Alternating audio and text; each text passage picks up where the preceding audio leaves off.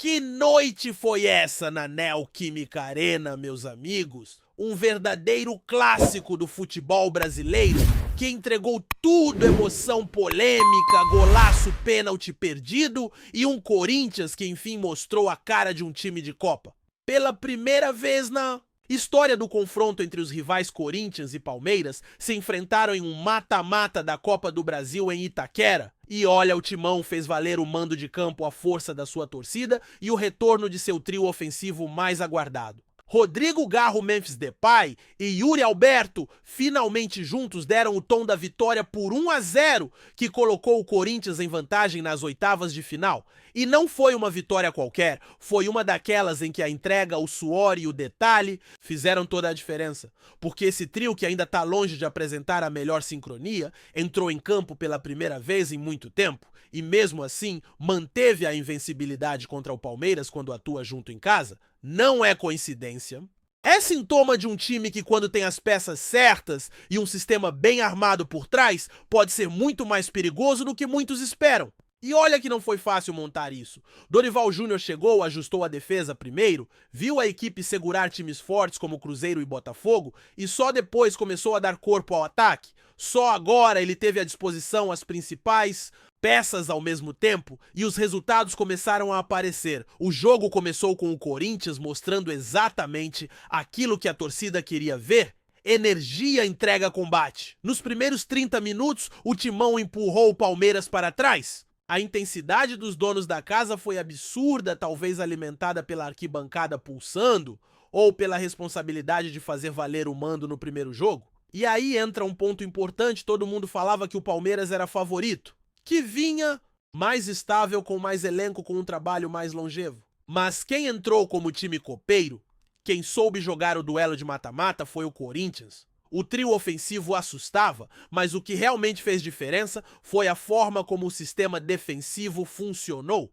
Gustavo Henrique e André Ramalho foram gigantes, o Matheus Bidu e o Mateuzinho muito bem pelos lados, e Ranielli, meu amigo, que partida do primeiro volante. O cara foi um verdadeiro cão de guarda. Foi ele quem deu o tom do combate ali no meio. O Palmeiras tentava sair por dentro, forçava com Facundo Torres, se deslocando para o meio. Maurício se aproximando, Vitor Roque tentando brigar lá na frente, mas tudo esbarrava no Ranielli. Foi falta atrás de falta e até entendo a bronca da torcida palmeirense e do próprio Abel Ferreira. Em alguns lances ele poderia ter sido advertido antes, mas o árbitro acabou deixando seguir. E o detalhe: Ranielli estava ali para isso. Ele sabia que precisava travar o jogo, incomodar, e fez o que era necessário. Isso é saber jogar mata-mata. É saber que nem sempre o talento resolve, às vezes é o suor, é a entrega, é aquele desarme no tempo certo que segura o adversário. E quando o Corinthians estava em cima, veio o pênalti. Bola trabalhada, Memphis Depay domina, vai girar para finalizar, Gustavo Gomes chega travando e acerta a perna do holandês. Pênalti, claro. A arbitragem acertou em cheio ali. Yuri Alberto, voltando depois de mais de 50 dias parado, foi pra bola. E cara, ele bateu bem forte, mas o Everton foi ainda melhor. Que defesa absurda. A bola tinha força, estava numa altura complicada, mas o goleiro do Palmeiras voou. Não dá pra colocar a culpa no Yuri, que assumiu a responsabilidade e quase marcou. Mas a oportunidade perdida não tirou o ímpeto do Corinthians. O time seguiu em cima, criando, pressionando, e só depois dos 35 minutos é que o Palmeiras começou a respirar um pouco mais no jogo. Foi aí que a partida começou a mudar de clima. O Verdão encontrou espaços, teve uma bola que passou muito perto do gol e começou a construir algumas jogadas mais perigosas. Mas ainda assim, o Corinthians conseguiu se sustentar. Teve esse lance meio do Gustavo Henrique tirando uma bola praticamente de dentro do gol. Teve o Ramalho salvando uma bola em cima da linha num lance perigosíssimo. A defesa do Corinthians foi sem dúvidas o ponto alto da noite. O torcedor que tanto reclamava de fragilidade de um time que sofria gols com frequência, viu uma equipe concentrada que sabia o que queria fazer. E o primeiro tempo terminou com uma leve vantagem emocional para o Palmeiras, que cresceu na reta final, mas no placar tudo igual. No segundo tempo o jogo mudou de ritmo. A intensidade baixou, os dois times começaram a se preocupar mais em não perder do que em buscar a vitória. Aquela velha história do melhor garantir do que se arriscar demais. O Corinthians já tinha feito um primeiro tempo muito intenso e o fôlego já não era o mesmo. O Palmeiras, por sua vez, se organizava para tentar um empate fora de casa, mas ainda encontrava dificuldades. E aí vem o detalhe do jogo, aquilo que decide mata-mata.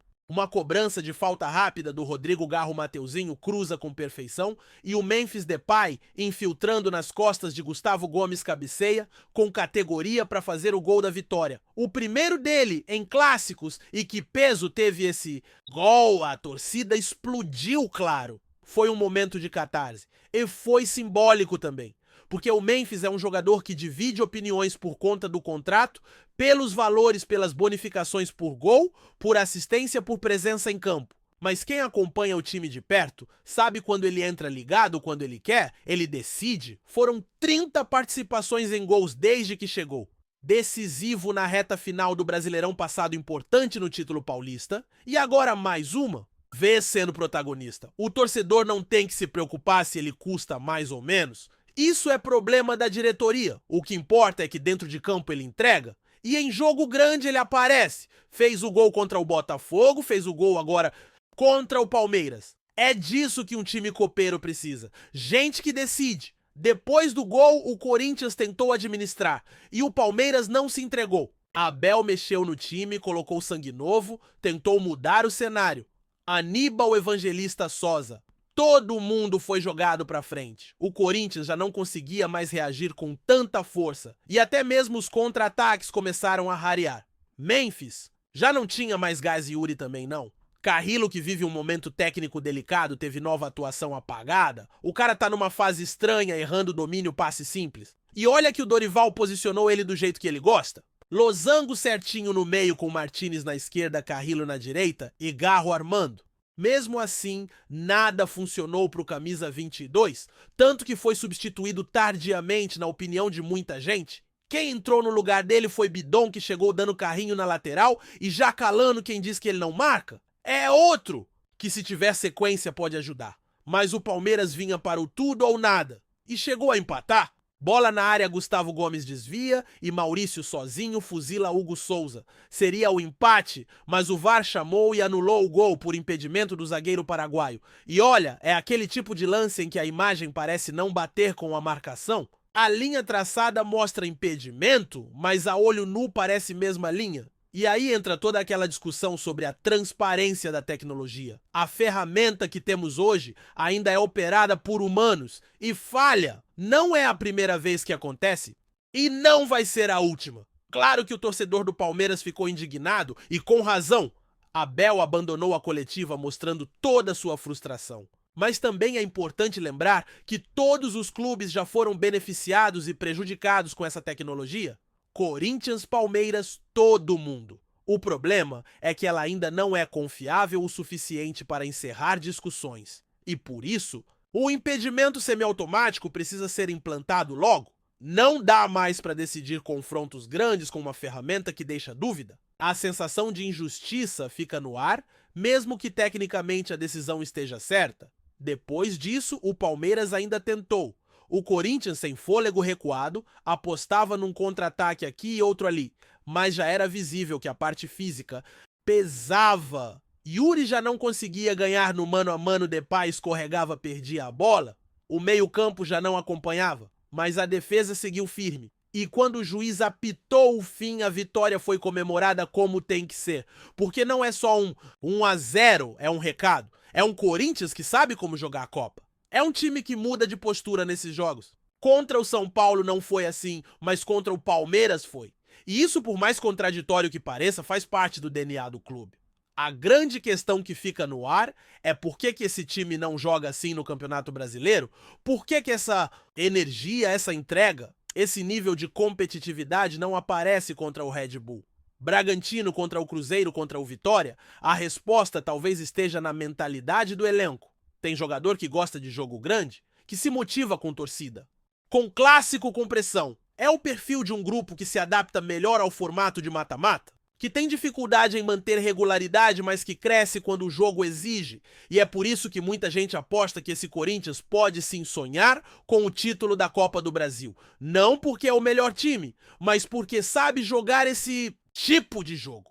Palmeiras entrou com a cabeça de pontos corridos, Corinthians entrou com espírito de Copa. E isso fez toda a diferença. Raniel, Mateuzinho, André Ramalho, todo mundo jogou no limite. Jogou como se fosse final. E no fim a vitória veio. Agora o desafio é manter essa pegada porque ainda tem a volta. Ainda tem muito jogo. Mas uma coisa é certa, o Corinthians deu uma resposta. Mostrou que mesmo em um ano turbulento pode ser competitivo. E quando joga em casa empurrado pela Fiel, é outro time. Memphis foi decisivo. Garro foi inteligente e Yuri voltou com vontade. O encaixe está começando a acontecer.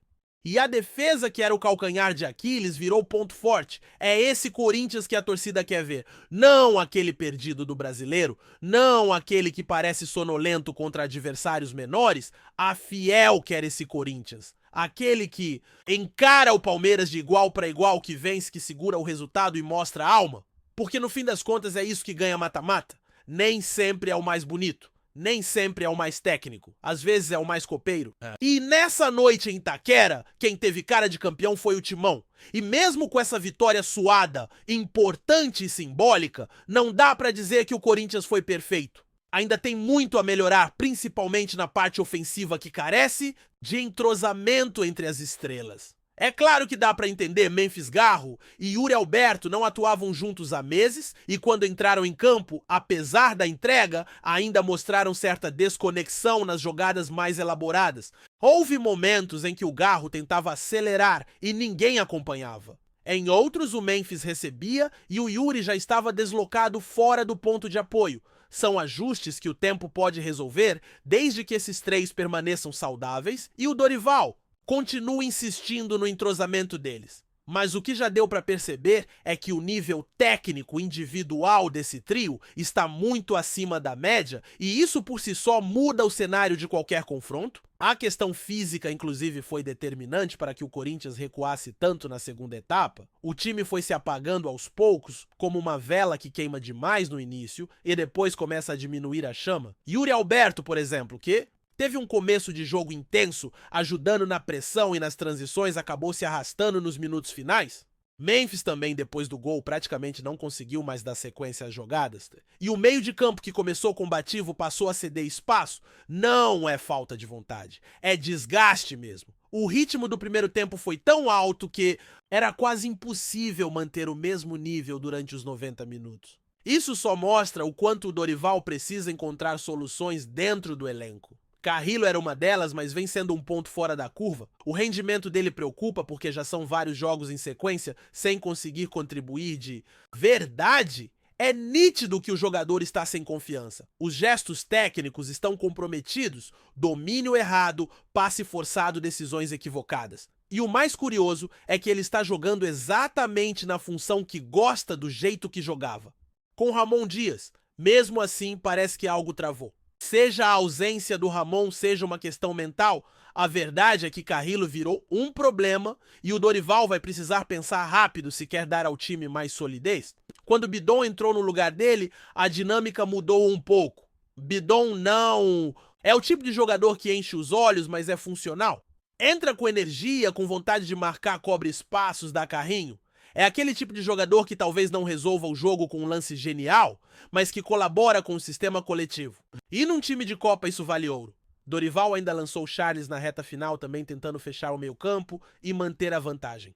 O Palmeiras já estava todo no ataque, forçando bolas na área, tentando cruzamentos e finalizações de fora. E foi num desses lances que o gol anulado saiu. E é aí que entra a discussão mais incômoda do jogo. A imagem da televisão mostrava uma linha traçada com o Gustavo Gomes milimetricamente à frente. Mas quem olha sem o recurso vê uma jogada normal, um lance que parecia absolutamente legal. E isso gera uma sensação desconfortável porque não dá para confiar 100% na tecnologia atual do futebol brasileiro. A ferramenta de VAR usada aqui é manual, depende de interpretação de traçado de momento congelado. E quando esse tipo de decisão decide um clássico tão importante, é claro que vai gerar debate. O próprio Abel Ferreira, visivelmente incomodado, nem quis falar sobre o jogo. E sinceramente dá para entender a indignação mesmo que o lance tenha sido corretamente anulado segundo o protocolo. O que incomoda é que a transparência da decisão não acompanha a realidade da imagem. E essa frustração vai continuar existindo até que o impedimento semiautomático finalmente seja implementado. Só que justiça seja feita, o Corinthians não venceu apenas por causa desse gol anulado. Antes disso, o Timão já tinha criado as melhores chances, já tinha mostrado mais intensidade e principalmente já tinha evitado que o Palmeiras jogasse. Essa foi a grande chave. O Palmeiras, que costuma ser letal nos contra-ataques e nas infiltrações em bloco, foi sufocado no primeiro tempo. Viu o meio de campo ser engolido por Ranieri e companhia e só conseguiu respirar de fato nos minutos finais da etapa inicial e na parte final da partida, quando o Corinthians já não conseguia mais reagir. Ou seja, o time do Abel demorou demais para entrar no jogo e quando acordou já era tarde. A crítica ao Palmeiras não pode ser ignorada. O time vem tentando se reinventar com as peças que tem, mas falta contundência. Souza, que jogou pela primeira vez como titular pelo lado esquerdo, até teve bons momentos, principalmente naquele chute que passou tirando tinta da trave. Mas foi só. O próprio Facundo Torres, deslocado para jogar mais por dentro, ficou encaixotado entre os volantes do Corinthians. Maurício apareceu bem no final, mas também esteve apagado na maior parte do tempo. E Vitor Roque Brigador, como sempre, foi facilmente controlado pela zaga alvinegra. O Palmeiras tentou variar, trouxe novas ideias, mas o time parece ainda em processo de transformação. E Clássico não perdoa isso. Enquanto isso, o Corinthians mostrou que sabe o caminho. É um time que parece nascer para esse tipo de jogo. O próprio comportamento dos jogadores entrega isso. Na hora de dividir, os caras entram com mais força. Na hora de se posicionar, estão mais atentos. E é impossível não notar a diferença de postura entre o que o Corinthians apresentou nesse jogo e o que tem apresentado no Campeonato Brasileiro. No Nacional, o time é moroso, previsível, parece desmotivado. Já em jogo de mata-mata, vira outra coisa. Parece que acende uma chama.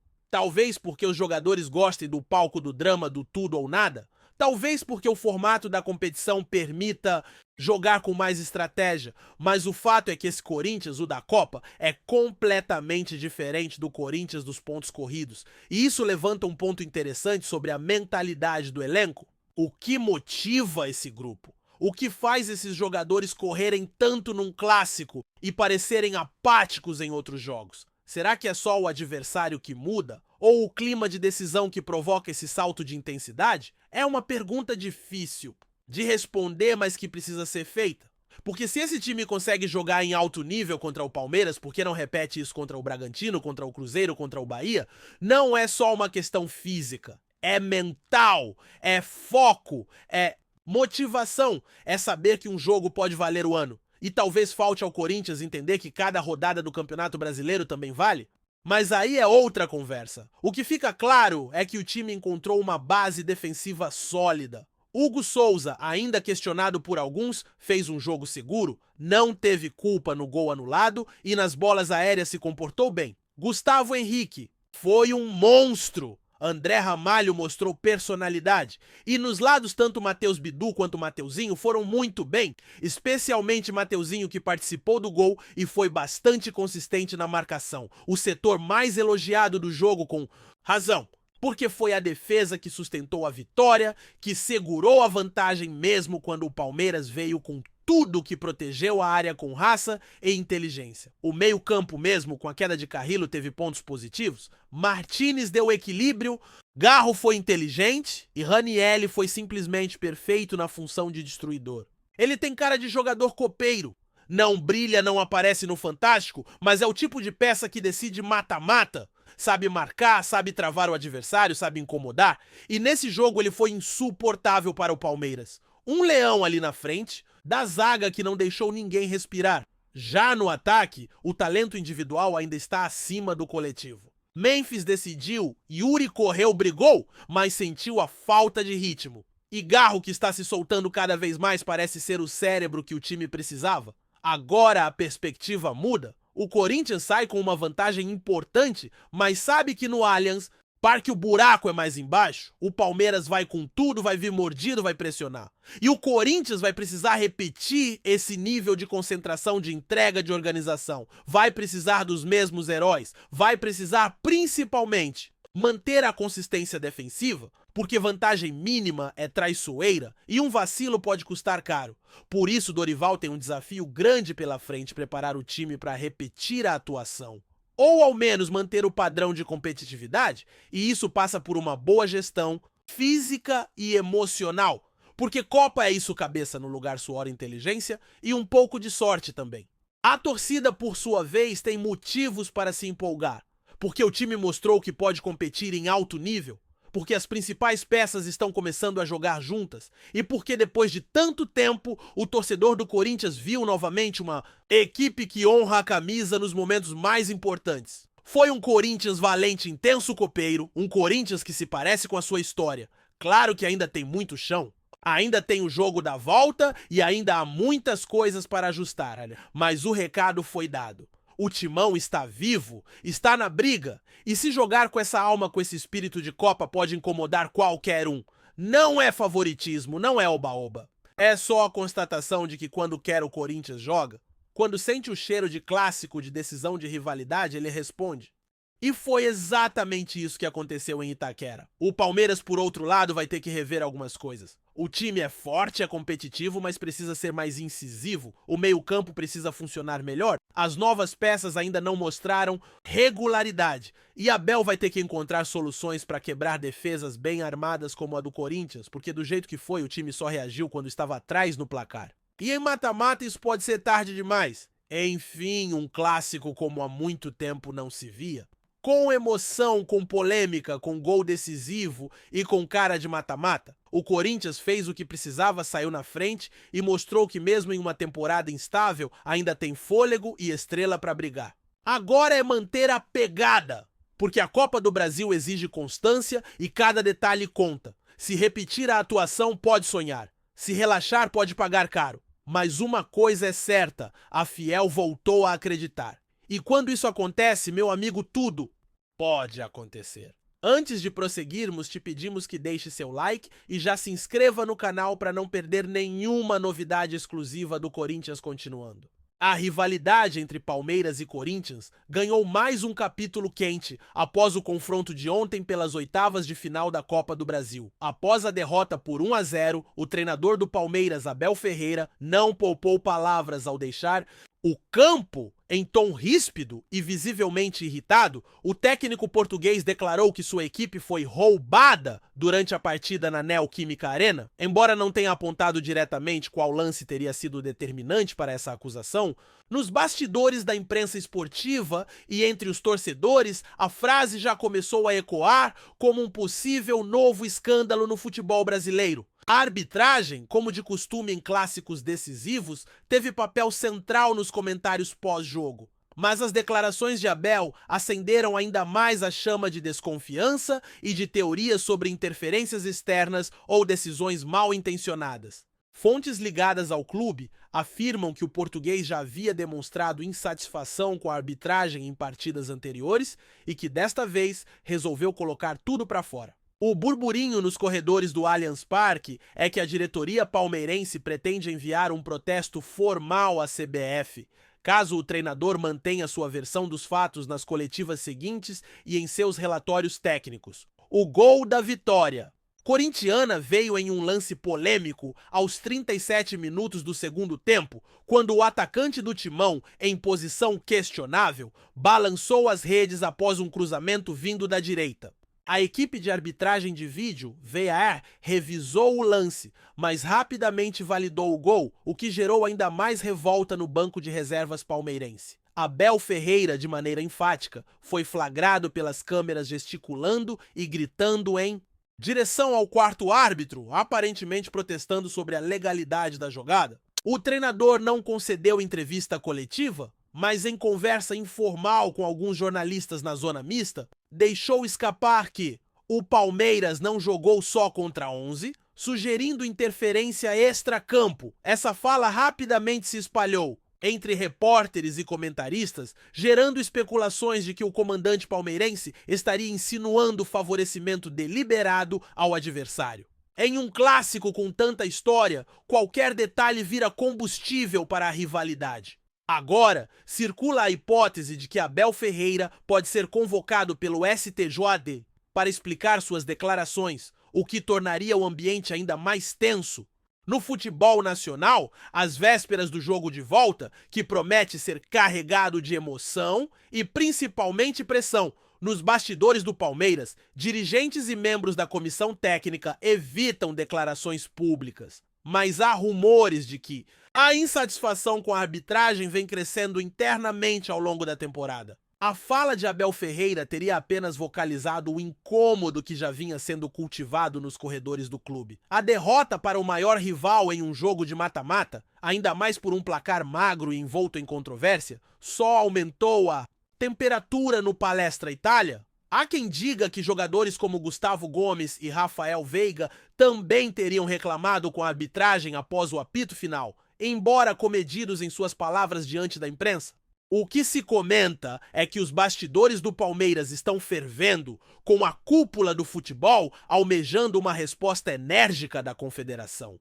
Essa mobilização pode se transformar em uma ofensiva pública nas próximas horas, caso a CBF não se pronuncie ou reveja o desempenho da equipe de arbitragem. A imprensa paulista já começa a especular que o Palmeiras entrará com um pedido formal para o afastamento dos árbitros envolvidos, enquanto alguns colunistas esportivos sugerem que essa movimentação também pode ser uma estratégia para fortalecer a pressão no duelo de volta. Do lado corintiano, o ambiente é de celebração, mas com cautela. Os dirigentes evitam entrar na polêmica levantada por Abel Ferreira, mas nos bastidores há quem considere as declarações do treinador uma tentativa de desestabilizar o ambiente para o próximo confronto. Internamente, o Corinthians trata as acusações como parte do jogo psicológico típico dos clássicos e acredita que a arbitragem agiu dentro da normalidade. Mesmo assim, a comissão técnica corintiana estaria preparando uma estratégia de blindagem para evitar que a pressão gerada pelas falas do rival afete o desempenho do time na partida de volta. Há ainda boatos de que a diretoria do Corinthians se reuniu informalmente com representantes da CBF para entender o possível impacto das falas de Abel nos bastidores da entidade. Tudo ainda é mantido em tom reservado, mas o temor é de que o clima de guerra possa interferir diretamente nas decisões de arbitragem daqui em diante. Alguns ex-jogadores e comentaristas, inclusive, levantam a hipótese de que a fala de Abel possa estar sendo usada como uma tática clássica para desviar a atenção de uma atuação abaixo do esperado por parte do seu elenco. Enquanto isso, a torcida palmeirense se divide entre os que endossam a tese de roubo e os que acreditam que o time não jogou o suficiente para vencer. As redes sociais viraram palco de debates acalorados, com vídeos do gol sendo analisados quadro a quadro, em tentativas de comprovar ou refutar a versão do treinador. Hashtags como Xiao roubados na Copa do Brasil e Ao Abel tem razão já figuram entre os assuntos mais comentados no X, antigo Twitter. Especialistas em arbitragem convidados por programas esportivos apresentam opiniões divergentes sobre o lance do gol, o que só aumenta o clima de incerteza e indignação. O rumor de que Abel Ferreira poderia ser suspenso por suas declarações começa a ganhar força, e os torcedores mais exaltados já organizam manifestações para cobrar uma postura mais firme da diretoria alviverde. Entre dúvidas, rumores e bastidores silenciosos, o fato é que a declaração do treinador transformou um clássico em um campo minado de emoções, suspeitas e expectativas. O jogo de volta, marcado para daqui a 3 semanas, promete ser mais do que uma simples partida de futebol. Será um episódio tenso em uma narrativa onde as entrelinhas valem tanto quanto os gols. Apresentamos as últimas notícias do Corinthians diariamente. Inscreva-se no nosso canal e deixe o seu like para continuar recebendo informações exclusivas. Não se esqueça de compartilhar a sua opinião sobre essa notícia nos comentários, pois sua participação é crucial para o Corinthians. Até o próximo vídeo, fiel!